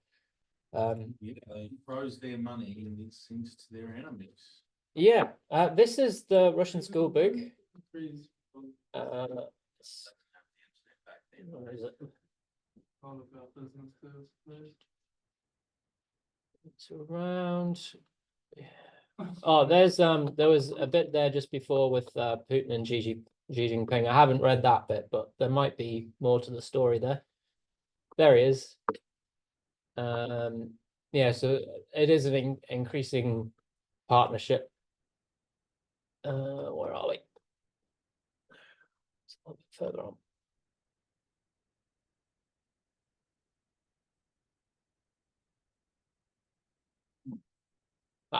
Gone past it. There you go. It was here somewhere. I think it was this one they talked about it. My Cyrillic's not so good, so Yeah, I just realized it's probably not gonna be so good. But they did talk about it was a strange comparison, but I guess it refers back to that idea of there's always been a collective West and we've always been fighting against it, is the assertion. Even if Russia at times has been a part of the Western world. But yeah, Well, the thing is, Russia's modern identity, the Russian Federation, is rather modern. It's the extension of the Soviet Union. Before then, the Russian Empire, the Romanov dynasties, and several hundred years before that. I'm not Putin, so I can't go back in time to tell you all about it. But so I guess in a way, it's kind of correct that Russia, as it stands today, as they've conceptualized it today, has always been against the collective West. Only if you consider that the Russia that they're talking about is basically the post-Romanov Russia. well, it's tricky because during the Romanov period, the greatest Romanov rulers, with Peter the Great, Catherine the Great, are largely venerated. One, they're not, yep. Some of them aren't particularly Russian. They're venerated because of how they brought Western technology and Western values and Western ideas into Russia. And that's what made them. St. Petersburg is largely a Dutch city originally. It was based on a lot of what Peter learned building ships in Amsterdam and the like when he had a sort of a sabbatical Even during the his flair reign. they currently use is based on the shipbuilders. I think Finns were building their ships, Mm. and I think it was Finland. Yeah, that's right. Alright. They just changed things around a little bit, and he's now Peter the Great known to be, let's say, he chopped a window into Europe for Russia. And when I say chop, like he physically, like he Yeah. used an axe, that sort of language, like he forcibly forced a window. After Poltava, everyone in Europe started worrying about Russia. But up to that point, it was largely seen as a back. We've gone well off the topic here, but yeah.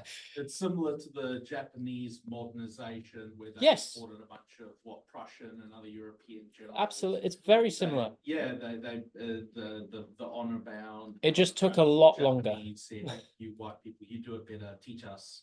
Well, I'm obviously simplifying, grossly simplifying it. More in the way that Well, them Japan went from a minor, basically dimple in East Asian history into becoming, at that point, up until the end of World War II, of course, the most powerful Asian nation in the history, basically. I'd say they're similar in that the modernization came as a surprise to the West. And In China. both regards. Oh, certainly. They use labor force, they use cheap labor, they move people around, they call it moving around, but they will basically take it, because you have to remember that the USSR was made up of all those different regions. It wasn't like everyone's the same. There's languages, different languages, and it's the same now. It's not Russia, it's a Russian Federation. Several republics. People forget that, but none of those republics have any power. I'm trying to think, I came across a bit in this where Putin was saying, I wish I could say I was Dagestani, or I wish I could say I was from any one of these republics. And it was in reference to the war. And this whole notion of Ruski Mir, Russian peace or world, because the word is the same. It's the same, yeah. So it's going to actually be the demise of Russian Federation, because now other people, other groups or minority groups are getting a bit off about this whole situation. Because Ruski Mir implies that basically an Orthodox sort of church believe white Russian, not the other guys. Not the other constituents. Not the other Russians. Yeah. Because there's a name for, you have Ruski and Россияне. Russia. You have, in English, it's just Russian. Here you go. Yeah, This was the example where Putin was saying, I wish I could say I was Dagestani or from any of these other republics. It's a precarious unity in some respects. Who was saying it? Putin, Huh? in response to some of these, you might see the soldier we recognized from before. They did some profiles on soldiers involved in the there he is. His name is Yuri Gagarin, ironically. But they came, yeah, these are people they're holding up as sort of heroes of the special military operation. But yes. So yeah, Putin kind of had his Ich bin ein Berliner moment, when he's saying, I wish I was Dagestani. What does he mean by that exactly? Oh, it's to highlight how different communities within Russia are contributing to the efforts, to say, you know, So what, we're together in this. Are they the best warriors or the best No, it's more like just to bring a semblance of unity, because Russia, again, it's so big and it's full of very different groups. You've got more Asiatics like the Tubans, and then you the Dagestanis, which are more Caucasus, very Muslim, and then you get the more Kazakhstan's its own country, but you're broadly saying, yeah. And then you get like Cossacks, or more what we would associate as Russians, like from Moscow, St. Petersburg. Just on Cossacks, there was I came across something. It's more of a, well, Military order, yeah. and they're largely Ukrainian as well, Oh, yeah. as a group of people, like Zaporozhye. So they've just brought back, I think it was it was something like 13 units in the Russian army have been designated as Cossack battalions. So they're very much trying to tap into that, you know, it's our people kind of thing. A good idea to preserve history or to modernize history, I guess. They're using they weaponize history in that sense, because they're twisting history and they're actually they're stealing Ukraine's history and selling it as their own. Oh. And this whole unity is one people, because Ukrainian language is very different to Russian. Is it very different?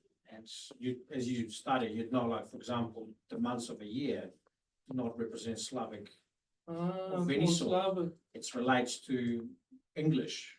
They do now, yeah, Just- they've changed it slightly, but in Ukraine, it refers to a certain time of the year, you know, as you would. Same with Belarus or other languages. Because it was, at one stage, it was. Well, you had the Julian calendar as well. Those are the ones probably more. The Orthodox religious one. So Russia is starting to. And they've changed, first it was illegal to publish in Ukrainian. And what you could publish, and most of the stuff that was published outside of Ukraine. And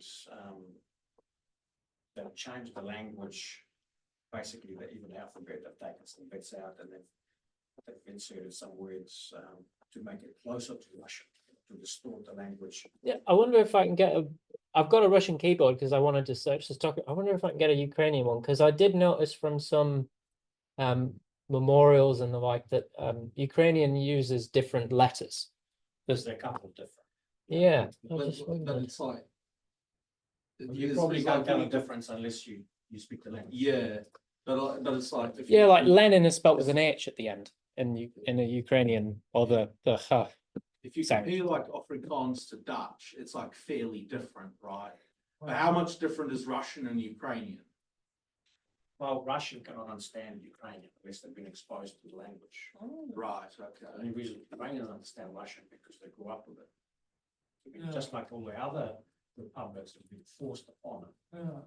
But like, I can't understand the Dutch, even though, to be fair, my Afrikaans is not so good either, but I can't understand Dutch, but there's still great similarities after all. There'll be a word here and there, but yeah. For example, I can understand what Belarusian people are saying. Are you Ukrainian? Yes. Oh, and I can understand within reason Polish. But the longer you sit there, you get used to the way they speak in dialect, you probably understand more. Polish, written in Polish is, they're using Latin letters, which is hard to read unless you've been exposed to it. Makes sense, they're Catholic, they'll gravitate towards that kind of thing. Also, is Russian less Slavic, you'd say, in terms of language? It's more, it's a lot of. It's a different culture. It's more added to the Western, I suppose. Oh, and there's Turkish, there's all sorts of, you know. That was more eclectic. Some of the stuff was written in those churches 1,000 years ago. You can read it now in Ukrainian, you know, you can still read it and understand it.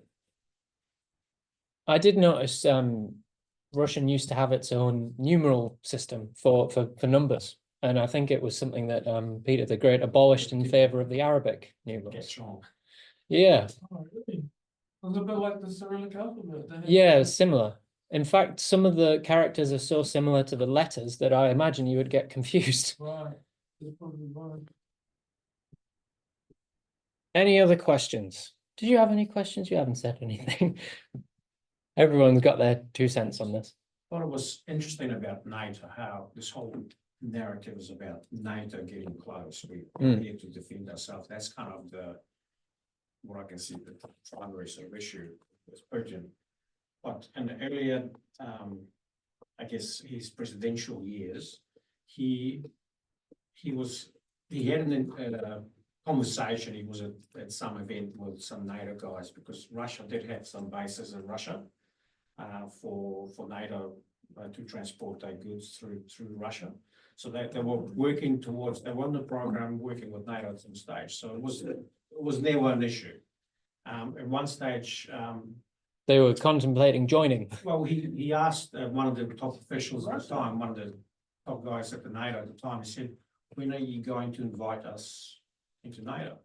Yeah. And they said, well, we can't invite you because just like every other country, you must apply and therefore, just that's the process. And he said, well, we're not like all the other guys. What do you mean? Fast apply. So I think there's a bit of a There was a missed opportunity, I suppose. What about the Bucharest summit in 2009? NATO clearly invites Ukraine and Georgia. Well, the thing is though, after no, they never really been invited. So Ukraine never had it in a constitution to be part of NATO anyway. Yeah. And although there was a talk, they were talking about it for all those years. It wasn't an official invitation. Even now, there isn't one. Oh, it wasn't an official, but it was very, forget the exact wording, but yeah. They're, I suppose, Western leaning would be the best. Always someone would say someone at some stage, even Ukrainians, but it was never a direction that people sort of, I guess, agreed on. Because there are pro-Russian types in Ukraine as well to consider. And there was another thing that I've noticed, because I did some research on this for one of my papers, and there's actually a lot of Russian planted.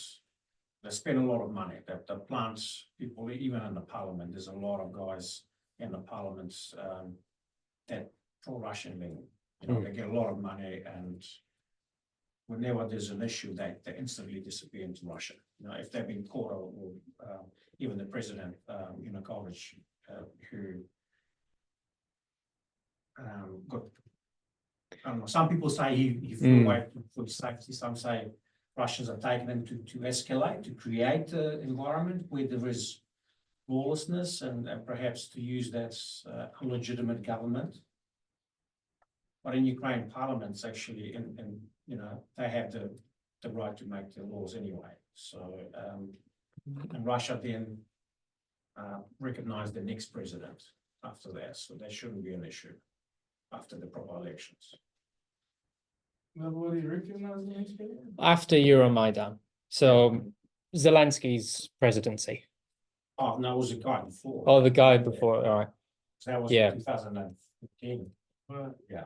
The guy they appointed, I'm trying to remember his name because there was two of them had the same name. But the guy who came after was pro-Western.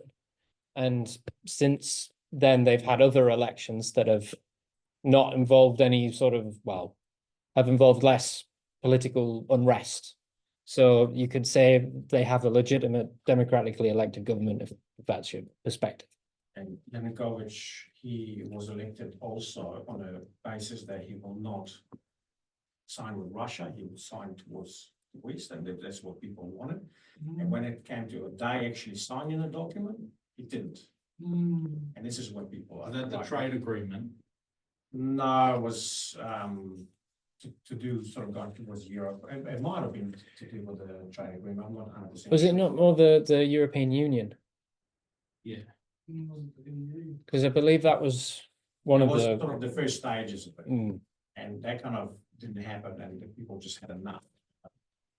And there was a lot of money disappeared. He disappeared.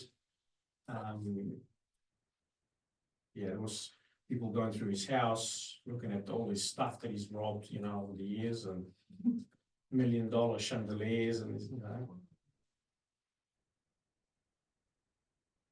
So that people asking them from, Yeah. That would be the, especially the Russian perspective. That's what they say, well, people are threw it out, it should never happen, the government's no longer legitimate, that's it. Which is part of how they justify the war. You might have missed that bit earlier. Yeah. The Z. Yes. What is it exactly? Does it come from? Okay. the It's origin? not a Cyrillic letter, it's the Isn't it a designation for some territory, for Yeah. some faction of the? There's a Z and a V. For the, I think the. Yeah, you've got it. Motorized divisions.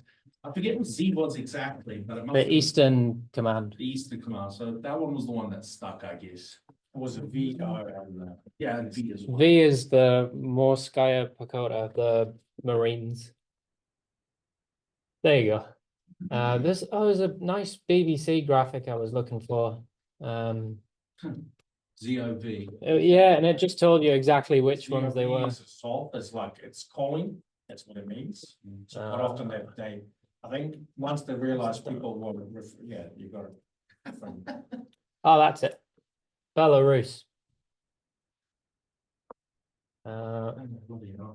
Had it when a bloody image takes you to a website. and Yeah. you Scroll through a bunch of crap. That's the slogan there. So the ribbons, the St. George ribbon, which is like a remembrance symbol. And yeah, they've substituted their Z for our Z as the military symbol. There it is. Come on. There you go. These people are interesting, but maybe a story for another day as well. What's happened to the Chechens? Are they just slowly integrated or have they just gone back home? I don't know what the Chechen forces in Ukraine are doing now, but in terms of what's happening in Chechnya now, I think they're having something of a an issue regarding the succession of Kadyrov and who will come next. I think because he's kind of holding it all together. Doesn't Putin he kind have a of son? Doesn't he have an heir? Because as far as I can understand from what I've heard, Chechen politics has been very, dare I say, tribal. Yeah. Yeah. Yeah, in the past. Kadyrov, his father was the one who sided with the Russians and he was assassinated. And then young, what was it, Ramzan? That's his name. Forgive me for butchering your language or part of your language. That's how I'm pronouncing it, sorry. So yeah, then he got to kind of Putin's wing. He got thrown a lot of money to rebuild Grozny and get himself exotic animals and cars, and it's very wasteful and all that kind of stuff. Decadent, funnily enough. What's the secession problem? I was trying to find it. It was an article that came up when I was doing the research for this. I didn't have time to read it because it wasn't in the issue. I'll have to say, make a presentation on the Chechen situation. It's very interesting. I'll come and watch your lecture next time. Because I don't know enough about it to make any comment. is Kadyrov, is he the president of? No, it was like a military leader there Oh. at the time, and he sort of to pacify the situation. The Russians came in, and there was two Chechen wars. They lost the first one. Then they come back. Yeah. I saw Kind of like a warlord. Yes, that exactly. I saw a post about the two Chechen wars. It was quite illuminating. It's also talking about how Russia wages war today, about how the first Chechen war, they went in, made more like America, you know, in Vietnam and such, guns blazing, and then they got taken out by more guerrilla style Chechens who would flee to the mountains. Second one, I think, was Putin in charge during the second Chechen war? Yeah. He came in, used whatever training he had and said, right, we're going to take the countryside, force them in the cities, and then divide, and then eventually through the process of time, demoralization. They just all that flattened kind the of stuff. city, basically. Yeah. Yeah. The funny story is how they actually started the second campaign. Oh, yeah? They started by blowing up a bunch of buildings in Russia and blaming Chechens. Yeah, well, That's exactly the sugar scenario, and one of the bombs didn't go off, and it was discovered by locals, you know, who live in the building. Called the local police, and then next thing you know, this whole thing being investigated, and they captured people who were involved. Who weren't really part of it, but then they turned out to be the Secret Service apparently doing training. KGB. Yeah. Was it called FSB during back then? it's FSB since. Yeah, well, they split the KGB was the huge big intelligence organization, and now they have FSK, which is the international facing one, and FSB. I think it was Putin's decision to split them, and I think it was largely because he realized it was too powerful. Yeah. A good idea on this part, plus you can compartmentalize it, international things here and then domestic, well, domestic is a key. It seems Western as well. It's how we do things. It's like not how FBI China does it. They have one big intelligence organization. FBI and CIA. Is that the equivalent? They're quite militarized as well, because as we were saying, Russia has so many internal security concerns. They're probably a lot better equipped than the Russian army is in terms of their military units. There's the GRU. There's some, very It's easier to equip it's easier to equip and train smaller elite forces, and it's better to give them the good stuff. Whereas if you want an army, is mainly logistics. If you can get logistics down, standardize as much as you can, but allow for flexibility, then that's how, well, that's my opinion, my non-combatant opinion. It does sound to me like we need a second lecture on Chechnya. Because Russia, I suppose, learned a lot. There's a counterinsurgency story there we could go into for hours, but it's interesting to see how they do things differently to say we did in Afghanistan. The Russian approach was a lot more brutal. Because although they've tried new tactics, they still did. In 2002, they did this whole 60-kilometer long column, of machinery that ran out of fuel, and then you just got annihilated. It's a bit stupid. Tanks without infantry support seems to be a lesson that the Russians have never learned, be it Afghanistan, Second World War, Ukraine, who knows why. What do they keep? What is it?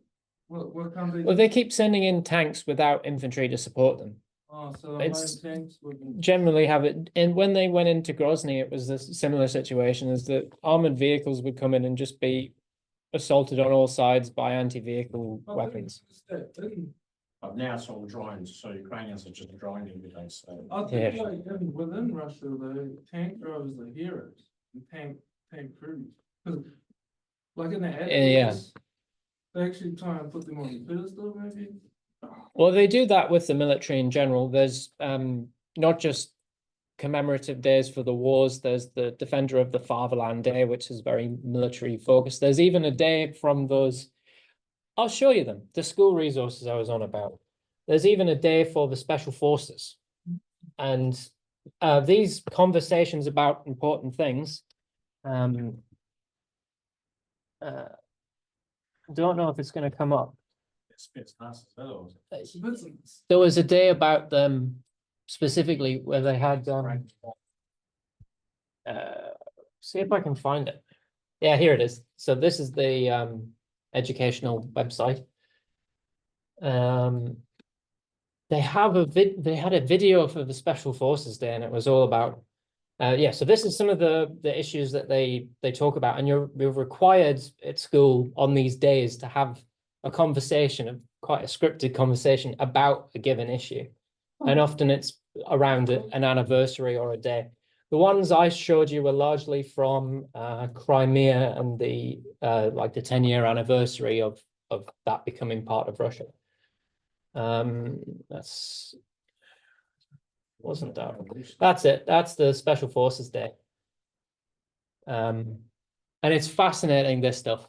I went through all of this for a while, and there's ones for different year levels and different grades. But in terms of the idea on about of like venerating the military and that there's a lot of that. I think this is a good example. Сегодня говорим о важном с ветеранами подразделений. No, it wasn't this one. Maybe this one. Hard for you guys to understand. Yeah, this is it.